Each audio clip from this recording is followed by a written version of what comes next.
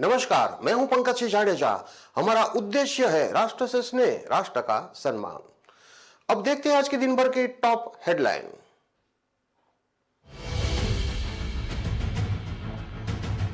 विदेशी अभिनेत्री का मोबाइल हुआ चोरी। वृंदावन में गाने की शूटिंग के समय गायब हुआ मोबाइल।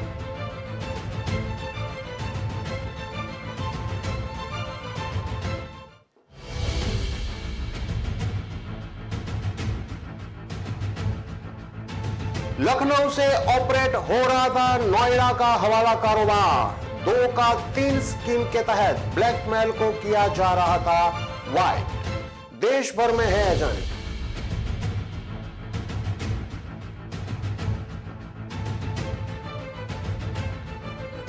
मिर्जापुर में दूषित जलापूर्ति से लोग परेशान। पालिका अध्यक्ष के मोहल्ले में शुद्ध जल की दरकार। मिनी ट्यूबवेल और हैंडपंप बना शोपीस।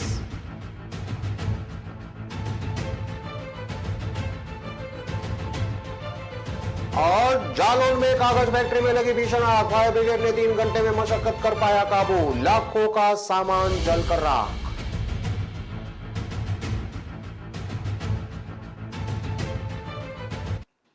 अब देखते हैं खबरें विस्तार से। मथुरा के वृंदावन में केसी घाट पर एक गाने की शूटिंग कर रही विदेशी अभिनेत्री का मोबाइल चोरी हो गया। कीमती मोबाइल चोरी होने की जानकारी मिलते ही शूटिंग में लगी टीम खोजने में जुट गई, लेकिन जब कहीं नहीं मिला तो इसकी शिकायत कोतवाली पहुंचकर पुलिस को दी। यमुना किनारे चल रही थी शूटिंग, जिसके दौरान ये वाकया हुआ। वृंदावन के यमुना किनारे केसी घाट पर एक गाने की शूटिंग चल रही थी। केसी घाट पर चल रही शूटिंग में कोलंबिया निवासी अभिनेत्री उलियाना अभिनय कर रही थी। उलियाना पिछले कुछ समय से वृंदावन में रह रही है और उन्हें अपना नाम अंबिका दास ही रख लिया है। अंबिका अपनी टीम के साथ केसी घाट पर गाना शूट कर रही थी। इसी दौरान अज्ञात चोर ने उनका मोबाइल चोरी कर लिया। अज्ञात चोर अभिनेत्री का i-Pro 13 मोबाइल शूटिंग के दौरान चोरी करके ले गया। मोबाइल चोरी होने की जानकारी अभिनेत्री अंबिका को तब हुई जब उन्होंने ब्रेक के दौरान अपना फोन चेक किया। जिस जगह फोन रखा था वहां नहीं मिलने पर अंबिका ने इसकी जानकारी टीम को दी। टीम के सदस्यों ने मोबाइल को तलाश किया, लेकिन वह कहीं नहीं मिला। काफी देर तलाश करने के बाद जब मोबाइल कहीं नहीं मिला, तब इसकी जानकारी देने अंबिका अपनी टीम के साथ वृंदावन कोतवाली पहुंची, जहां उन्होंने पुलिस को मोबाइल चोरी होने की शिकायत लिखित में दर्ज कराई।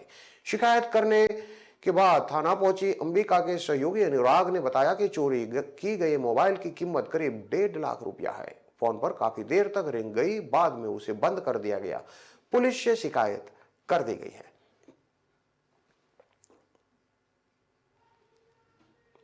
नोएडा में पकड़ा गया 2,63,00,000 कैश ब्लैक मनी का पूरा नेटवर्क लखनऊ से ऑपरेट किया जा रहा था। यह पूरा काला कारोबार एक स्कीम के तहत किया जा रहा था, जिसे 2 का 3 नाम दिया गया था।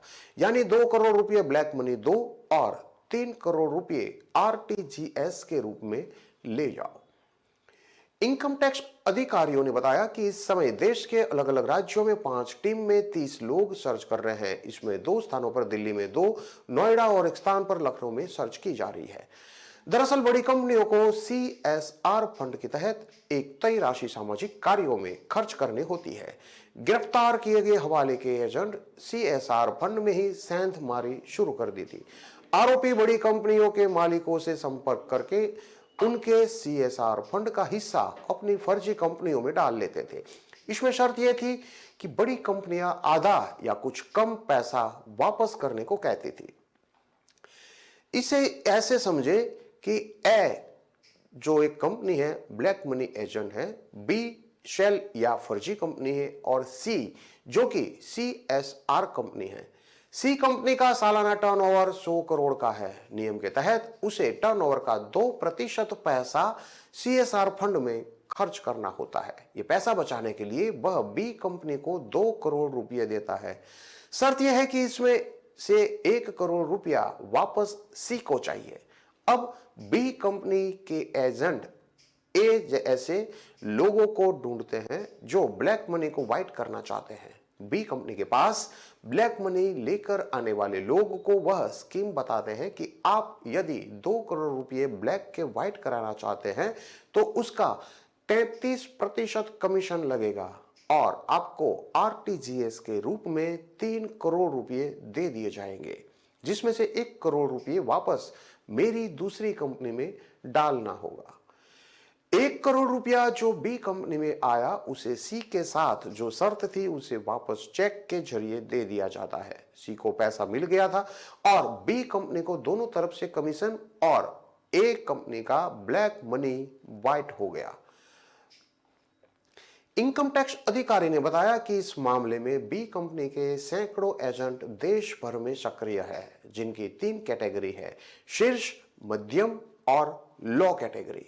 नोएडा पुलिस ने कुल 9 लोगों को पकड़ा था। इस गिरोह में एक महिला एजेंट भी है जो अपने आईएएस और आईपीएस अधिकारी होने का दावा कर रही थी।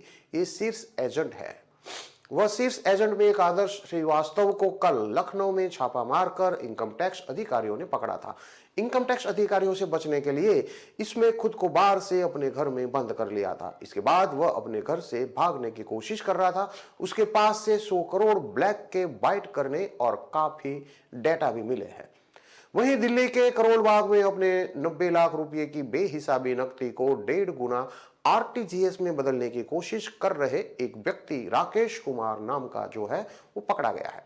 कुछ अन्य व्यक्तियों की भी पहचान की गई है और अपनी नगद राशि को आरटीजीएस की अपेक्षाकृत बड़ी राशि में बदलने की कोशिश कर रहे हैं।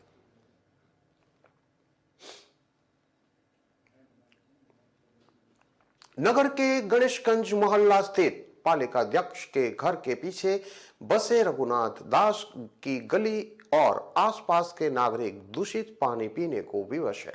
नगर पालिका अध्यक्ष मनोज जायसवाल के पीछे बसने के बावजूद उन्हें शुद्ध पेयजल नसीब नहीं हो पा रहा है।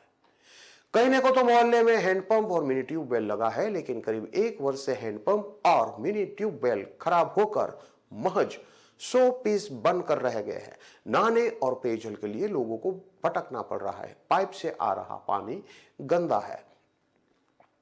मोहल्ले के निवासी राकेश गुप्ता ने बताया कि करीब 4 माह से पेयजल के नाम पर पाइप से गंदा पानी की आपूर्ति की जा रही है। करीब चंद फरलांग दूर स्थित पालिका कार्यालय और पड़ोस में बसे पालिका के अध्यक्ष के रहते के बावजूद समस्या का समाधान केवल वादों से किया जा रहा है।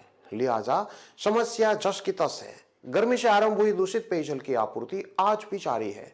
बंटी मोहनवाल बताया कि मोहल्ले के लोगों ने कई बार पालिका में शिकायत दर्ज कराई है। हर बार केवल पालिका कर्मी आकर 1-2 जगह खुदाई करके चले जाते हैं, लेकिन गंदा पानी से छुटकारा नहीं मिल पा रहा है। हर बार लीकेज खोजने की बात कहकर केवल वादा ही किया जाता है। लोगों ने दूषित पेयजल की आपूर्ति कर जीवन के साथ किए जा रहे खिलवाड़ को रोके जाने की मांग जिलाधिकारी से की है। मोहल्ले से हरिराम सोनी, राकेश गुप्ता, विंध्या निवासी प्रसाद, गोपाल जी गुप्ता और रवि मोदन आदि ने शुद्ध पेयजल की मांग की है। ट्यूबवेल जांच कराने पर जोर दिया है। लोगों ने करीब 1.5 लाख खर्च करके लगाए गए मिनी ट्यूबवेल के फ्लॉप होने के भी जांच कराए जाने पर जोर दिया है। इस संबंध में पालिका के अध्यक्ष मनोज जायसवाल ने कहा कि संबंधित विभाग के कर्मी से जानकारी ली गई थी। उन्होंने समस्या का समाधान हो जाने की जानकारी दी थी। आज मुझे बताया गया है कि इस पर जल्द कार्रवाई करते हुए लोगों को शुद्ध पेयजल की आपूर्ति का काम तुरंत ही किया जाएगा।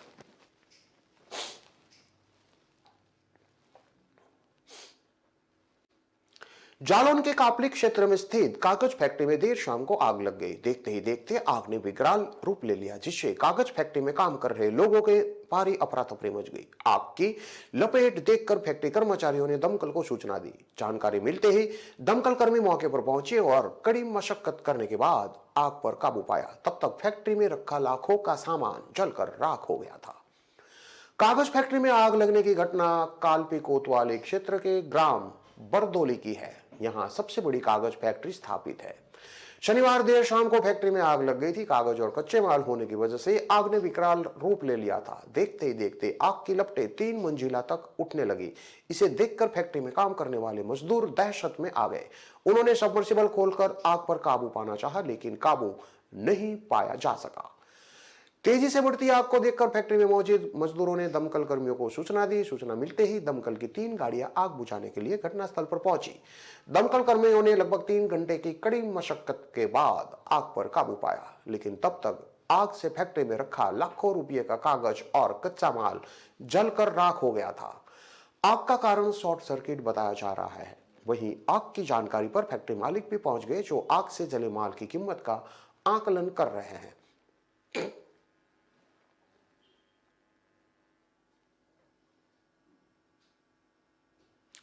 खबरों में लेते हैं अब एक छोटा सा विराम।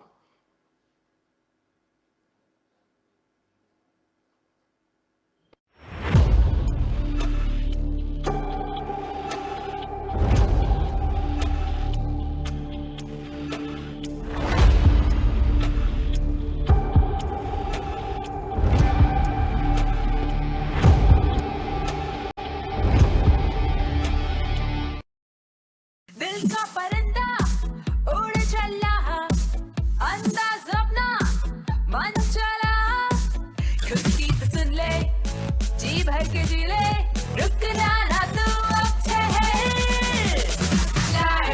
Lyra, anytime, anywhere. Lyra, everybody loves to wear. Lyra, anytime, anywhere.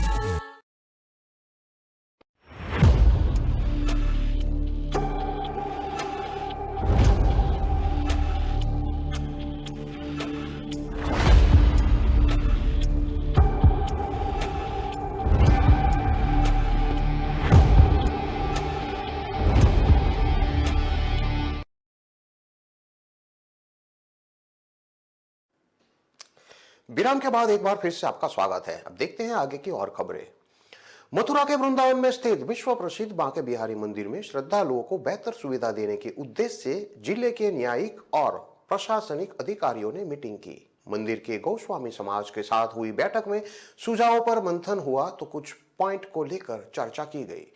करीब 1.5 घंटे तक चली मीटिंग में गोस्वामी समाज ने कुछ सुझाव दिए तो अधिकारियों ने उन पर अमल करने के लिए आपसी सहमति बनाकर अमल में लाए जाने को लेकर मंथन किया।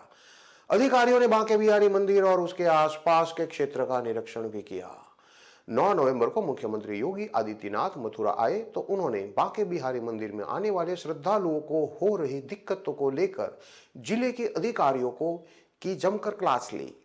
मुख्यमंत्री के तलक तेवर के बाद अब अधिकारी बेहतर इंतजाम को लेकर रास्ता खोजने में ढूंढ गए हैं। श्री कृष्ण जन्माष्टमी की रात को मंगला आरती के दौरान बांके बिहारी मंदिर में हुए हादसे के बाद श्रद्धालुओं को कोई दिक्कत ना हो और वह आसानी से दर्शन कर सके, इसके लिए जिले के अधिकारियों ने मंदिर की पूर्ववर्ती व्यवस्था में बदलाव किया था। लेकिन इस बदलाव से श्रद्धालुओं को सुविधा मिलने की बजाय परेशानी का सामना करना पड़ रहा था। 4 महीने से कई बार अधिकारी प्लान बना रहे हैं और प्रयोग कर रहे हैं, लेकिन व्यवस्था संभलती हुई नजर नहीं आ रही है। श्री बांके बिहारी मंदिर के मोहन बाग में जिला जज राजीव भारती, जिलाधिकारी Pulkit Khare, SSP Abhishek Yadav, civil junior division एवं मंदिर प्रशासन कोमल शुक्ला ने अधीनस्थ संघ सेवायतों से बैठक कर सुझाव मांगे हैं। मोहन बाग में हुई बैठक में श्रद्धालुओं को बेहतर सुविधा देने के लिए गौस्वामियों और अधिकारियों द्वारा कुछ सुझाव दिए, जिनमें 5 पॉइंट मुख्य थे।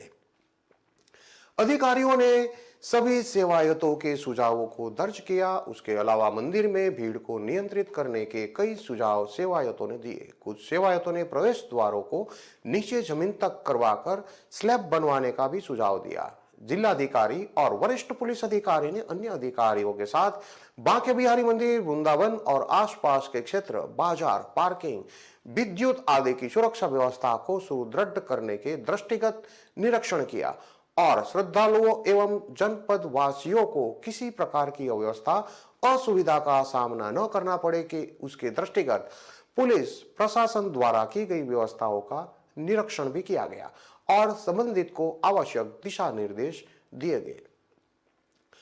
आपको बता दें कि बांके बिहारी मंदिर के मोहन बाग में हुई मीटिंग में ADJ Sanjay Chaudhary, SP CTM P Singh, सचिव मथुरा वृंदावन विकास प्राधिकरण राजेश कुमार, अपर नगर आयुक्त क्रांति शेखर सिंह, सीओ सदर प्रवीण मलिक, मंदिर प्रबंधक मुनीश शर्मा, मंदिर के सेवायत रजत गोस्वामी, शैलेंद्र गोस्वामी, प्रणव गोस्वामी, ब्रजेश गोस्वामी, बालकिशन गोस्वामी, अशोक गोस्वामी, गोपेश गोस्वामी, विक्की गोस्वामी, विलास गोस्वामी आभास गोस्वामी और सोमनाथ गोस्वामी के साथ गोस्वामी परिवार उपस्थित रहा।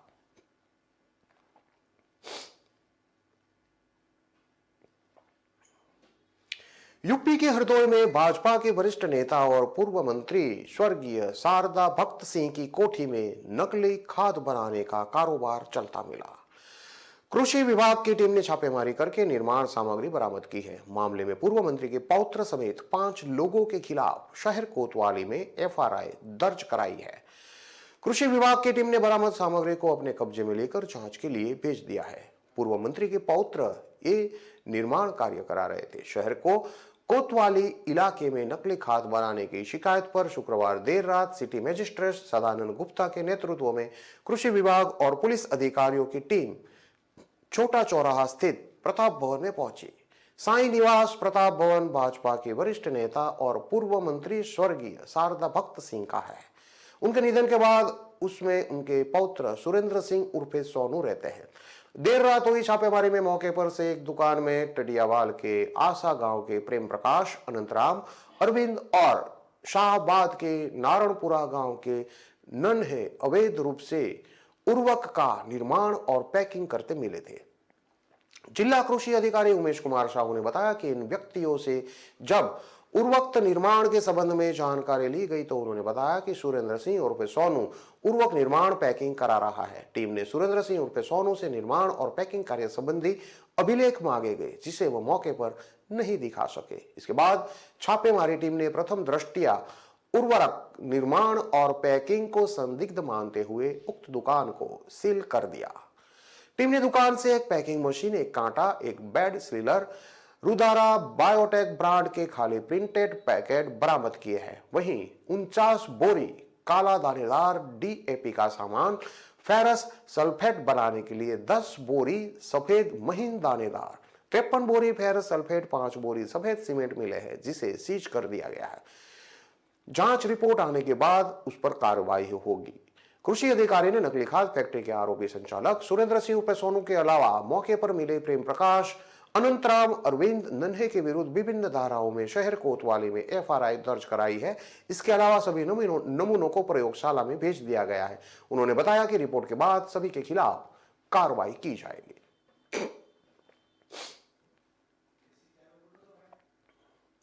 गाजीपुर में आईएमएस बीएचयू को संदिग्ध डेंगू मरीजों के 9 सैंपल भेजे गए हैं। अब तक कुल 130 सैंपल भेजे जा चुके हैं, जिसमें 121 परिणाम प्राप्त हुए हैं।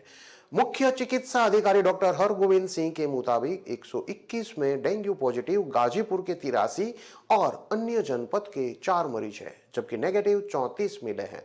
अन्य जनपद से सूचित कुल 20 मरीज की संख्या प्राप्त हुई है। उन्होंने बताया कि अब तक जनपद में डेंगू के पॉजिटिव कुल 103 मरीज सामने आए हैं। जिला अस्पताल गाजीपुर में डेंगू के लिए आरक्षित बेड की संख्या 25 है, जिनमें भर्ती संदिग्ध डेंगू मरीजों की संख्या 10 और 15 बेड खाली है। गाजीपुर के सामूहिक स्वास्थ्य केंद्रों में डेंगू के लिए आरक्षित बेड की संख्या 60 है, जिसमें भर्ती संदिग्ध डेंगू मरीजों की संख्या 7 जबकि 53 बेड खाली है। गाजीपुर के निजी अस्पतालों में डेंगू के लिए आरक्षित बेड की संख्या 32 है।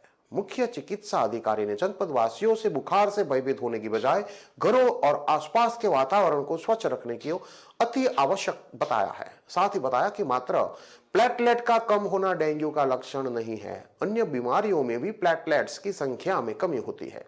डेंगू स्वयं ठीक होने वाली बीमारी है। डेंगू के इलाज के लिए कोई विशेष दवा उपलब्ध नहीं है। बुखार कम करने के लिए मात्र पैरासीटामोल दवा की जरूरत होती है। आइब्रुफेन और डिस्प्रिन इत्यादि का सेवन बिल्कुल न किया जाए। बीमारियों से बचाव के लिए घरों के आसपास, छतों पर तथा घरों के अंदर कहीं भी पानी इकट्ठा नहीं होने देना चाहिए। घरों के आसपास के जल भराव का निस्तारण पंचायती राज विभाग और नगर विभाग के सहयोग से करवाना जाना चाहिए। घरों के अंदर और छतों पर अनावश्यक वस्तुओं जैसे पुराने टायर, प्लास्टिक अथवा मिट्टी के पुराने बर्तन, बोतल, ग्लास, नारियल के खोल आदि को तत्काल हटा देना चाहिए। कूलर के पानी को निकालकर अच्छे से साफ करके सूखा कर दे। उसका प्रयोग अब बंद कर दे। शरीर को पूरी तरीके से ढक कर रखे। सोते समय मच्छरदानी का प्रयोग करें। मच्छर जनित बीमारियों की जांच और उपचार की सुविधा सभी सरकारी चिकित्सालयों में उपलब्ध है, ऐसा उन्होंने कहा। नवीन एयरपोर्ट टर्मिनल के जल्द निर्माण को लेकर प्रशासन तेजी से काम कर रहा है। एयरपोर्ट लिंक रोड में स्ट्रीट लाइट व्यवस्था के प्रस्ताव को नागरिक उड्डयन विभाग ने स्वीकृत कर दिया है। डीएम विशाख जी ने बताया कि चकेरी एयरपोर्ट में निर्माणाधीन नवीन एयरपोर्ट टर्मिनल को कानपुर प्रयागराज मार्ग से जोड़ा जाना है। यहां एयरपोर्ट लिंक रोड पर प्रकाश व्यवस्था के लिए 3 करोड़ 35 लाख का प्रस्ताव शासन को भेजा गया था, उसकी मंजूरी मिल गई है। एयरपोर्ट टर्मिनल में कैंट 2 के तहत रात में भी विमान की लैंडिंग को लेकर काम चलता रहा है। साथ ही एयरपोर्ट लिंक रोड बनाने का काम तेजी से चल रहा है। नेशनल हाईवे नंबर 2 के 484 किलोमीटर के चकेरी एयरपोर्ट तक 4 लेन मार्ग पर स्ट्रीट लाइट लगाई जानी है। इसके लिए शासन को धन आवंटन के लिए पत्र लिखा गया था। इसके बाद उसका सर्वे किया गया था। रिपोर्ट के आधार पर नागरिक उड्डयन विभाग ने 3 करोड़ 35 लाख रुपए की स्वीकृति दे दी है। मवैया में एयरपोर्ट के लिए बन रहे नए टर्मिनल और टैक्सी लिंक का काम नवंबर के अंत तक पूरा होना है। इसके बाद यूपीआरएनएन टर्मिनल भवन और taxi link airport authority of India को हैंड ओवर कर देगा, जिसके बाद दिसंबर तक विमानों की उड़ान भी शुरू हो जाएगी। चकेरी एयरपोर्ट से रात्रि विमान सेवा वर्ष 2023 तक शुरू होने की तैयारी चल रही है। इसके लिए जमीन संबंधी रिपोर्ट प्रशासन ने एयरफोर्स को सौंप दी है।